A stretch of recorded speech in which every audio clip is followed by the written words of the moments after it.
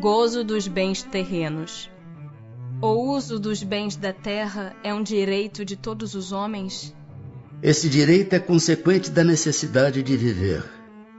Deus não imporia um dever, sem dar ao homem um meio de cumpri-lo. Com que fim pôs Deus atrativos no gozo dos bens materiais? Para instigar o homem ao cumprimento da sua missão e para experimentá-lo por meio da tentação. Qual o objetivo dessa tentação? Desenvolver-lhe a razão, que deve preservá-lo dos excessos. Traçou a natureza limites aos gozos? Traçou, para vos indicar o limite do necessário. Mas pelos vossos excessos chegais à saciedade e vos punis a vós mesmos. Que se deve pensar do homem que procura nos excessos de todo gênero o requinte dos gozos? Pobre criatura, mais digna é de lástima que de inveja, pois bem perto está da morte. Perto da morte física ou da morte moral? De ambas. Necessário e supérfluo. Como pode o homem conhecer o limite do necessário? Aquele que é ponderado o conhece por intuição. Muitos só chegam a conhecê-lo por experiência e à sua própria custa. Mediante a organização que nos deu, não traçou a natureza o limite das nossas necessidades? Sem dúvida, mas o homem é insaciável. Por meio da organização que lhe deu, a natureza lhe traçou o limite das necessidades. Porém, os vícios lhe alteraram a constituição e lhe criaram necessidades que não são reais. Que se há de pensar dos que assambarcam os bens da terra para se proporcionarem o supérfluo, com prejuízo daqueles a quem falta o necessário? Esquecem a lei de Deus e terão que responder pelas privações que houverem causado aos outros. Privações voluntárias, mortificações. A lei de conservação obriga o homem a prover as necessidades do corpo? Sim, porque sem força e saúde, impossível é o trabalho. Merece censura o homem por procurar o bem-estar? É natural o desejo do bem-estar. Deus só proíbe o abuso por ser contrário à conservação. Ele não condena a procura do bem-estar, desde que não seja conseguido à custa de outrem e não venha a diminuir-vos nem as forças físicas, nem as forças morais. São meritórias aos olhos de Deus as privações voluntárias com o objetivo de uma expiação igualmente voluntária? Fazei o bem aos vossos semelhantes, e mais mérito tereis. Haverá privações voluntárias que sejam meritórias? A privação dos gozos inúteis, porque desprende da matéria o homem e lhe eleva a alma. Meritório é resistir à tentação que arrasta ao excesso ou ao gozo das coisas inúteis. É o homem tirar do que lhe é necessário para dar aos que carecem do bastante. Se a privação não passar de simulacro, será como escarnecer do próximo. É meritória, de qualquer ponto de vista, a vida de mortificações ascéticas que desde a mais remota antiguidade teve praticantes no seio de diversos povos? Procurai saber a quem ela aproveita e tereis a resposta. Se somente serve para quem a pratica e o impede de fazer o bem, é egoísmo, seja qual for o pretexto com que entendam de enfeitá-la. Privar-se a si mesmo e trabalhar para os outros, tal a verdadeira mortificação, segundo a caridade cristã. Será racional a abstenção de certos alimentos prescritos a diversos povos? Permitido é ao homem alimentar-se de tudo o que não lhe prejudique a saúde. Alguns doutores da lei, porém, com um fim útil, entenderam de interditar o uso de certos alimentos e, para maior autoridade, imprimirem as suas leis, apresentaram-nas como emanadas de Deus. A alimentação animal é, com relação ao homem, contrária à lei da natureza? Dada a vossa constituição física, a carne alimenta a carne, do contrário, o homem perece. A lei de conservação lhe prescreve, como um dever, que mantenha suas forças e sua saúde para cumprir a lei do trabalho. Ele, pois, tem que se alimentar conforme o reclame a sua organização. Será meritório privar-se o homem da alimentação animal ou de outra qualquer por expiação? Sim, se praticar essa privação em benefício dos outros. Aos olhos de Deus, porém, só há mortificação, havendo privação séria e útil. Por isso é que qualificamos de hipócritas os que aparentemente se privam de alguma coisa. Que se deve pensar das mutilações operadas no corpo do homem ou dos animais? A que propósito semelhante questão? Ainda uma vez, perguntai sempre vós mesmos se é útil aquilo de que porventura se trate. A Deus não pode agradar o que seja inútil, e o que for nocivo lhe será sempre desagradável. Porque ficais sabendo, Deus só é sensível aos sentimentos que elevam para ele a alma. Obedecendo-lhe a lei, e não a violando, é que podereis forrar-vos ao jugo da vossa matéria terrestre. Visto que os sofrimentos deste mundo nos elevam se os suportarmos devidamente, dar-se-á que também nos elevam os que nós mesmos nos criamos? Os sofrimentos naturais são os únicos que elevam, porque vêm de Deus. Os sofrimentos voluntários de nada servem, quando não concorrem para o bem de outrem. Supões que se adiantam no caminho do progresso os que abreviam a vida mediante rigores sobre-humanos, como o fazem os bonzos, os faquires e alguns fanáticos de muitas seitas? Por que de preferência não trabalham pelo bem de seus semelhantes? Vistam o indigente, consolem o que chora, trabalhem pelo que está enfermo, sofram privações para alívio dos infelizes, e então suas vidas serão úteis e, portanto, agradáveis a Deus. Sofrer alguém voluntariamente apenas por seu próprio bem é egoísmo. Sofrer pelos outros é caridade. Tais os preceitos do Cristo. Uma vez que não devemos criar sofrimentos voluntários que nenhuma utilidade tenham para outrem, deveremos cuidar de preservar-nos dos que nos ameacem? Contra os perigos e os sofrimentos é que um instinto de conservação foi dado a todos os seres. Fustigai o vosso espírito e não o vosso corpo. Mortificai o vosso orgulho, sufocai o vosso egoísmo, que se assemelha a uma serpente, a vos roer o coração, e fareis muito mais pelo vosso adiantamento, do que infligindo-vos rigores que já não são deste século.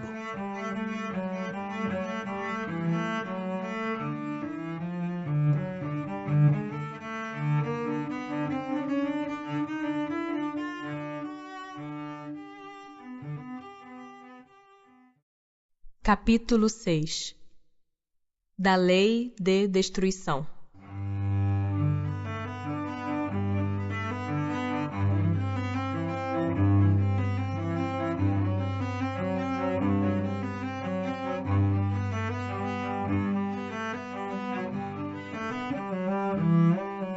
Destruição necessária e destruição abusiva.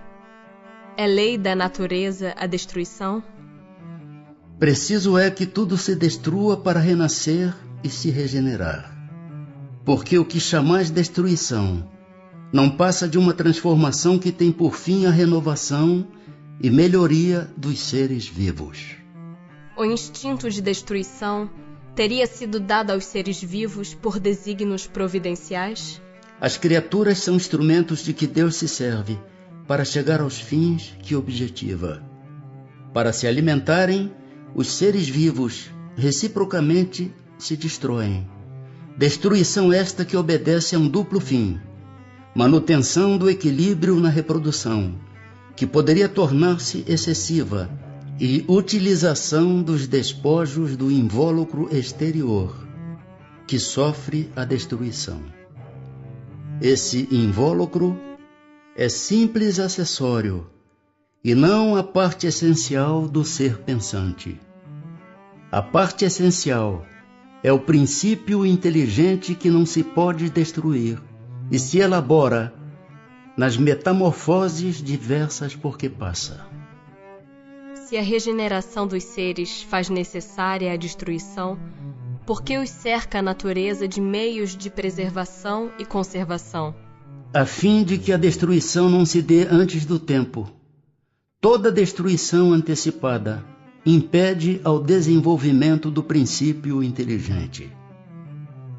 Por isso foi que Deus fez que cada ser experimentasse a necessidade de viver e de se reproduzir. Uma vez que a morte nos faz passar a uma vida melhor, nos livra dos males desta, sendo, pois, mais de desejar do que de temer, porque lhe tem o homem instintivamente tal horror, que ela lhe é sempre motivo de apreensão? Já dissemos que o homem deve procurar prolongar a vida para cumprir a sua tarefa. Tal motivo, porque Deus lhe deu um instinto de conservação, instinto que o sustenta nas provas. A não ser assim, ele muito frequentemente se entregaria ao desânimo. A voz íntima que o induz a repelir a morte lhe diz que ainda pode realizar alguma coisa pelo seu progresso. A ameaça de um perigo constitui aviso para que se aproveite da dilação que Deus lhe concede. Mas ingrato, o homem rende graças mais vezes à sua estrela do que ao seu Criador. Porque, ao lado dos meios de conservação, colocou a natureza os agentes de destruição? É o remédio ao lado do mal. Já dissemos, para manter o equilíbrio e servir de contrapeso. Será idêntica em todos os mundos a necessidade de destruição? Guarda proporções com o estado mais ou menos material dos mundos. Cessa quando o físico e o moral se acham mais depurados. Muito diversas são as condições de existência nos mundos mais adiantados do que o vosso. Entre os homens da terra existirá sempre a necessidade da destruição? Essa necessidade se enfraquece no homem à medida que o espírito sobrepuja a matéria. Assim é que, como podeis observar, o horror à destruição cresce com um desenvolvimento intelectual e moral. Em seu estado atual, tem o homem direito ilimitado de destruição sobre os animais? Tal direito se acha regulado pela necessidade que ele tem de prover ao seu sustento e à sua segurança. O abuso jamais constituiu direito. Que se deve pensar da destruição quando ultrapassa os limites que as necessidades e a segurança traçam? Da caça, por exemplo, quando não objetiva senão o prazer de destruir sem utilidade. Predominância da bestialidade sobre a natureza espiritual. Toda destruição que excede os limites da necessidade é uma violação da lei de Deus. Os animais só destroem para a satisfação de suas necessidades, enquanto que o homem, dotado de livre arbítrio, destrói sem necessidade. Terá que prestar contas do abuso da liberdade que lhe foi concedida, pois isso significa que cede aos maus instintos. Especial merecimento terão os povos que levam ao excesso o escrúpulo quanto à destruição dos animais? Esse excesso, no tocante a um sentimento louvável em si mesmo, se torna abusivo e o seu merecimento fica neutralizado por abusos de muitas outras espécies. Entre tais povos, há mais temor supersticioso do que verdadeira bondade. Flagelos destruidores. Com que fim fere Deus a humanidade por meio de flagelos destruidores? Para fazê-la progredir mais depressa. Já não dissemos ser a destruição uma necessidade para a regeneração moral dos espíritos, que em cada nova existência sobe um degrau na escala do aperfeiçoamento? Preciso é que se veja o objetivo, para que os resultados possam ser apreciados. Somente do vosso ponto de vista pessoal os apreciais. Daí vem que os qualificais de flagelos, por efeito do prejuízo que vos causam. Essas subversões, porém, são frequentemente necessárias para que mais pronto se dê o advento de uma melhor ordem de coisas e para que se realize em alguns anos o que teria exigido muitos séculos. Para conseguir a melhora da humanidade, não podia Deus empregar outros meios que não os flagelos destruidores? Pode, e os emprega todos os dias, pois que deu a cada um os meios de progredir pelo conhecimento do bem e do mal. O homem, porém, não se aproveita desses meios. Necessário, portanto, se torna que seja castigado no seu orgulho e que se lhe faça sentir a sua fraqueza. Mas nesses flagelos, tanto sucumbe o homem de bem como o perverso. Será justo isso? Durante a vida, o homem tudo refere ao seu corpo. Entretanto, de maneira diversa pensa depois da morte.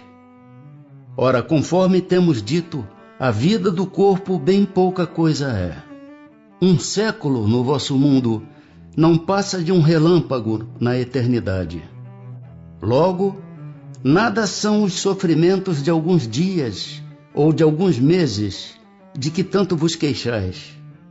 Representam um ensino que se vos dá e que vos servirá no futuro.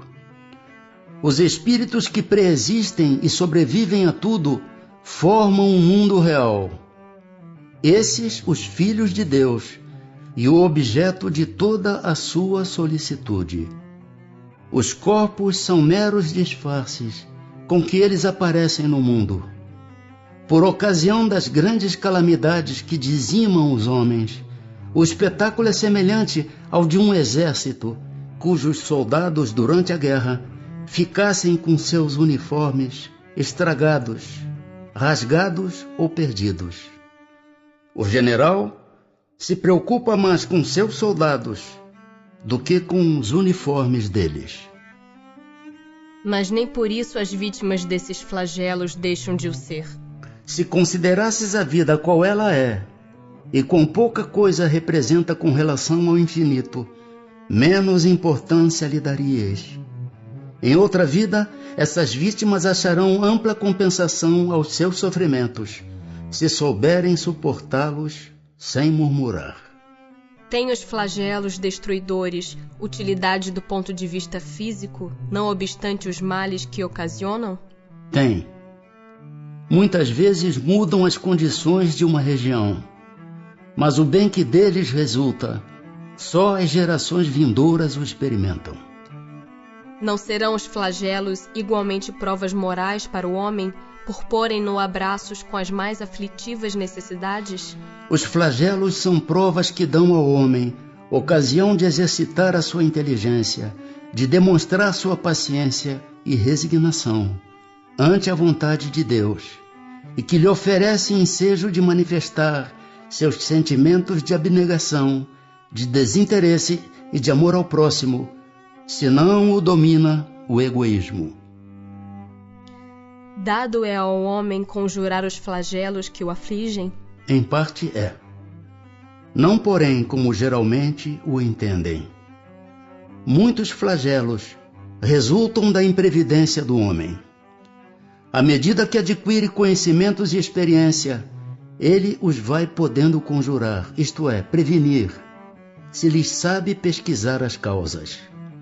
Contudo, entre os males que afligem a humanidade, alguns há de caráter geral que estão nos decretos da providência e dos quais cada indivíduo recebe mais ou menos o contragolpe. A esses, nada pode um homem opor, a não ser sua submissão à vontade de Deus. Esses mesmos males, entretanto, ele muitas vezes os agrava pela sua negligência. Guerras. Que é o que impele o homem à guerra? Predominância da natureza animal sobre a natureza espiritual e transbordamento das paixões. No estado de barbárie, os povos um só direito conhecem, o do mais forte. Por isso é que para tais povos, o de guerra é um estado normal. À medida que o homem progride, menos frequente se torna a guerra, porque ele lhe evita as causas, fazendo-a com humanidade, quando a sente necessária. Da face da terra, algum dia a guerra desaparecerá? Sim, quando os homens compreenderem a justiça e praticarem a lei de Deus. Nessa época, todos os povos serão irmãos.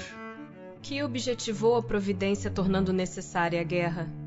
A liberdade e o progresso. Desde que a guerra deve ter por efeito produzir o advento da liberdade, como pode frequentemente ter por objetivo e resultado a escravização. Escravização temporária, para esmagar os povos, a fim de fazê-los progredir mais depressa. Que se deve pensar daquele que suscita a guerra para proveito seu? Grande culpado é esse, e muitas existências lhe serão necessárias para expiar todos os assassínios de que haja sido causa, porquanto responderá por todos os homens cuja morte tenha causado, para satisfazer a sua ambição. Assassínio. É crime aos olhos de Deus o assassínio? Grande crime, pois aquele que tira a vida ao seu semelhante corta o fio de uma existência de expiação ou de missão. Aí é que está o mal. É sempre do mesmo grau a culpabilidade em todos os casos de assassínio? Já o temos dito, Deus é justo. Julga mais pela intenção do que pelo fato. Em caso de legítima defesa, excusa a Deus o assassínio? Só a necessidade o pode excusar. Mas desde que o agredido possa preservar sua vida, sem atentar contra a de seu agressor, deve fazê-lo. Tem um homem culpa dos assassínios que pratica durante a guerra? Não, quando constrangido pela força, mas é culpado das crueldades que cometa, sendo-lhe também levado em conta o sentimento de humanidade com que proceda. Qual mais condenável aos olhos de Deus, o parricídio ou infanticídio? Ambos o são igualmente, porque todo crime é um crime. Como se explica que entre alguns povos já adiantados sob o ponto de vista intelectual, o infanticídio seja um costume e esteja consagrado pela legislação? O desenvolvimento intelectual não implica a necessidade do bem. Um espírito superior em inteligência pode ser mau. Isso se dá com aquele que muito tem vivido sem se melhorar. Apenas sabe. Crueldade. Poder-se-á ligar o sentimento de crueldade ao instinto de destruição? É um instinto de destruição no que tem de pior, porquanto se algumas vezes a destruição constitui uma necessidade, com a crueldade jamais se dá o mesmo. Ela sempre resulta de uma natureza má. Por que razão a crueldade forma o caráter predominante dos povos primitivos? Nos povos primitivos, como lhes chamas, a matéria prepondera sobre o espírito. Eles se entregam aos instintos do bruto e, como não experimentam outras necessidades, além daquelas da vida do corpo, só da conservação pessoal cogitam, e é o que os torna em geral cruéis. Demais, os povos de imperfeito desenvolvimento se conservam sob o império de espíritos também imperfeitos, que lhes são simpáticos, até que povos mais adiantados venham destruir ou enfraquecer essa influência. A crueldade não derivará da carência de senso moral? Dize da falta de desenvolvimento do senso moral. não digas da carência, porquanto o senso moral existe, como em princípio, em todos os homens. É esse senso moral que dos seres cruéis fará mais tarde seres bons e humanos. Ele, pois, existe no selvagem, mas como o princípio do perfume no germen da flor, que ainda não desabrochou. Como pode dar-se que no seio da mais adiantada civilização se encontrem seres às vezes tão cruéis quanto os selvagens? Do mesmo modo que numa árvore carregada de bons frutos se encontram verdadeiros abortos. São, se quiseres, selvagens que da civilização só têm o exterior, lobos extraviados em meio de cordeiros, espíritos de ordem inferior e muito atrasados podem encarnar entre homens adiantados na esperança de também se adiantarem. Mas desde que a prova é por demais pesada, predomina a natureza primitiva. A sociedade dos homens de bem se verá algum dia expurgada dos seres malfazejos? A humanidade progride. Esses homens, em quem o instinto do mal domina e que se acham deslocados entre pessoas de bem, desaparecerão gradualmente como o mau grão se separa do bom, quando este é joeirado. Mas desaparecerão para renascer sob outros invólucros. Como então terão mais experiência, compreenderão melhor o bem e o mal. Tens disso um exemplo nas plantas e nos animais que o homem ha conseguido aperfeiçoar, desenvolvendo neles qualidades novas. Pois bem, só ao cabo de muitas gerações o desenvolvimento se torna completo. É a imagem das diversas existências do homem. Duelo. Pode-se considerar o duelo como um caso de legítima defesa? Não. É um assassínio e um costume absurdo, digno dos bárbaros. Com uma civilização mais adiantada e mais moral, o homem compreenderá que o duelo é tão ridículo quanto os combates que outrora se consideravam como o juízo de Deus. Poder-se-á considerar o duelo como um assassínio por parte daquele que, conhecendo a sua própria fraqueza, tenha quase certeza de que sucumbirá? É um suicídio. E quando as probabilidades são as mesmas para ambos os duelistas, haverá assassínio ou suicídio? Um e outro. Que valor tem o que se chama ponto de honra em matéria de duelo? Orgulho e vaidade, dupla chaga da humanidade. Mas não há casos em que a honra se acha verdadeiramente empenhada, em que uma recusa fora covardia? Isso depende dos usos e costumes. Cada país e cada século tem a esse respeito um modo de ver diferente. Quando os homens forem melhores e estiverem mais adiantados em moral, compreenderão que o verdadeiro ponto de honra está acima das paixões terrenas e que não é matando, nem se deixando matar, que repararão agravos. Pena de morte. Desaparecerá algum dia da legislação humana a pena de morte? Incontestavelmente desaparecerá, e a sua supressão assinalará um progresso da humanidade. Quando os homens estiverem mais esclarecidos, a pena de morte será completamente abolida na terra. Não mais precisarão os homens de ser julgados pelos homens. Refiro-me a uma época ainda muito distante de vós. A lei de conservação dá ao homem o direito de preservar sua vida. Não usará ele desse direito quando elimina da sociedade um membro perigoso? Há outros meios dele preservar-se do perigo que não matando. Demais, é preciso abrir e não fechar ao criminoso a porta do arrependimento.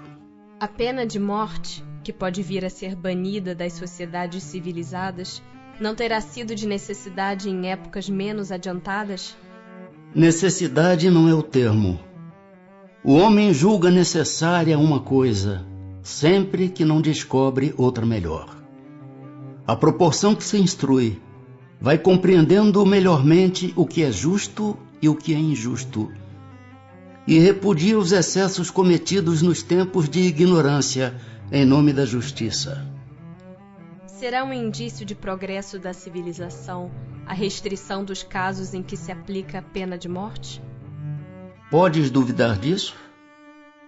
Não se revolta o teu espírito quando lês a narrativa das carnificinas humanas que outrora se faziam em nome da justiça e não raro em honra da divindade, das torturas que se infligiam ao condenado e até ao simples acusado, para lhe arrancar pela agudeza do sofrimento a confissão de um crime que muitas vezes não cometera? Pois bem, se houvesses vivido nessas épocas, terias achado tudo isso natural e talvez mesmo, se foras juiz, fizesses outro tanto. Assim é, o que pareceu justo numa época, parece bárbaro em outra. Só as leis divinas são eternas. As humanas mudam com o progresso e continuarão a mudar até que tenham sido postas de acordo com aquelas. Disse Jesus: quem matou com a espada, pela espada perecerá. Estas palavras não consagram a pena de talião e, assim, a morte dada ao assassino não constitui uma aplicação dessa pena? Tomai cuidado. Muito vos tendes enganado a respeito dessas palavras, como acerca de outras. A pena de talião é a justiça de Deus. É Deus quem a aplica.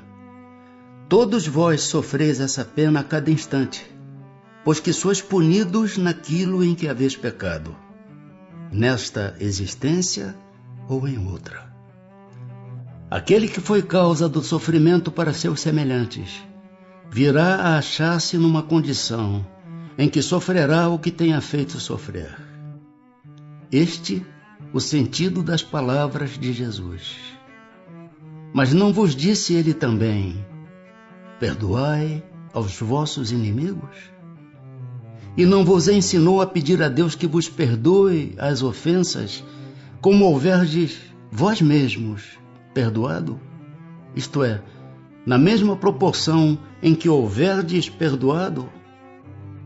Compreendei-o bem? Que se deve pensar da pena de morte imposta em nome de Deus? É tomar o homem o lugar de Deus na distribuição da justiça. Os que assim procedem mostram quão longe estão de compreender Deus e que muito ainda têm que expiar. A pena de morte é um crime quando aplicada em nome de Deus, e os que a impõem se sobrecarregam de outros tantos assassínios.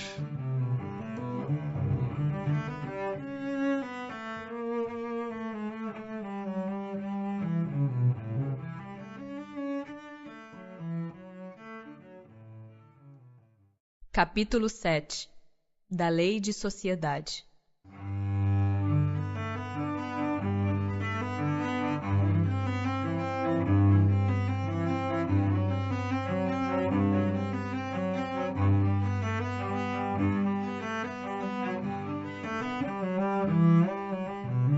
Necessidade da vida social.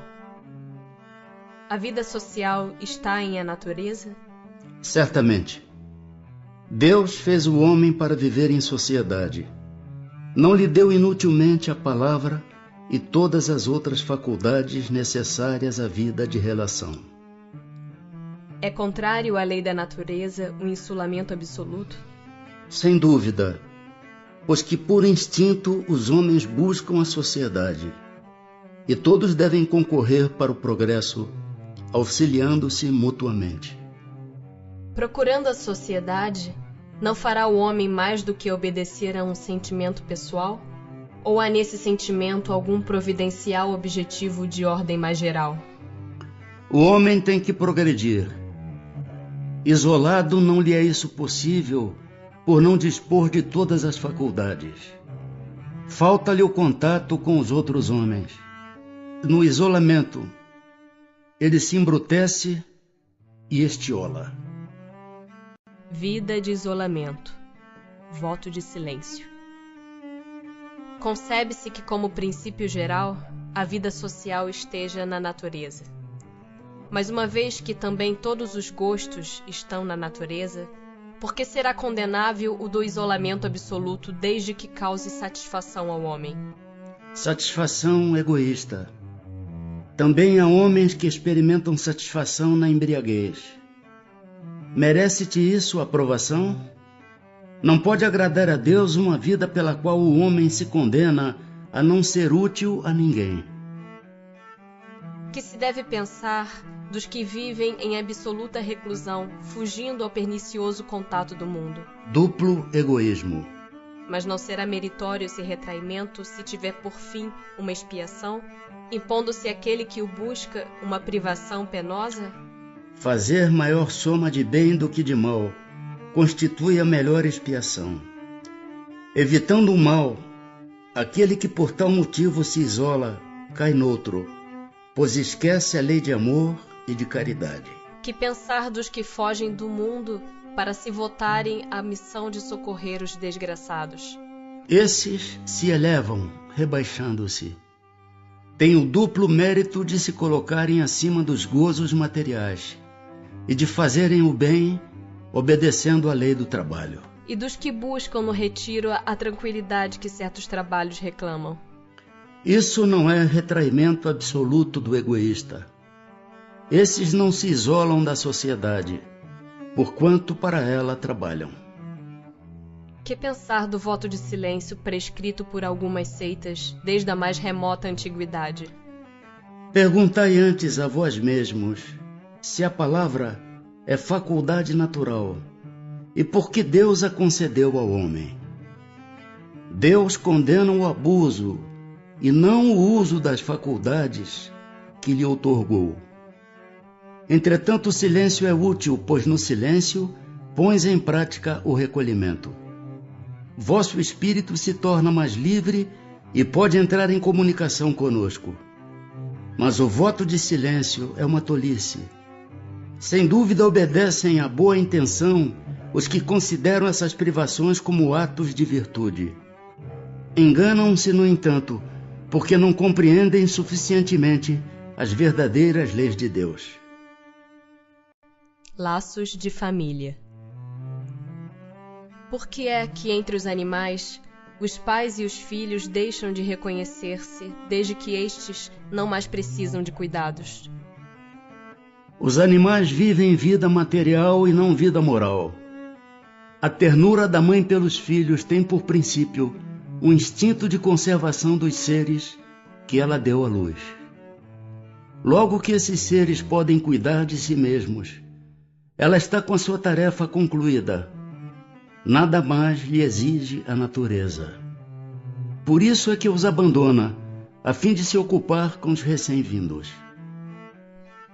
Há pessoas que, do fato de os animais, ao cabo de certo tempo, abandonarem suas crias, deduzem não serem os laços de família entre os homens mais do que resultado dos costumes sociais e não efeito de uma lei da natureza. Que devemos pensar a esse respeito? Diverso do dos animais é o destino do homem. Por que então quererem identificá-lo com estes? Há no homem alguma coisa mais, além das necessidades físicas. Há a necessidade de progredir. Os laços sociais são necessários ao progresso, e os de família mais apertados tornam os primeiros. Eis porque os segundos constituem uma lei da natureza. Quis Deus que por essa forma os homens aprendessem a amar-se como irmãos. Qual seria para a sociedade o resultado do relaxamento dos laços de família? Um aumento do egoísmo.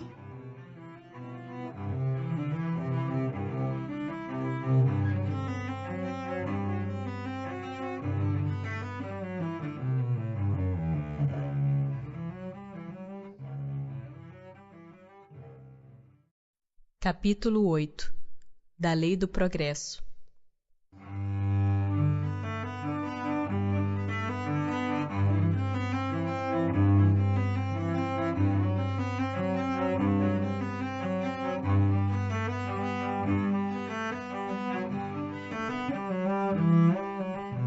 Estado de natureza.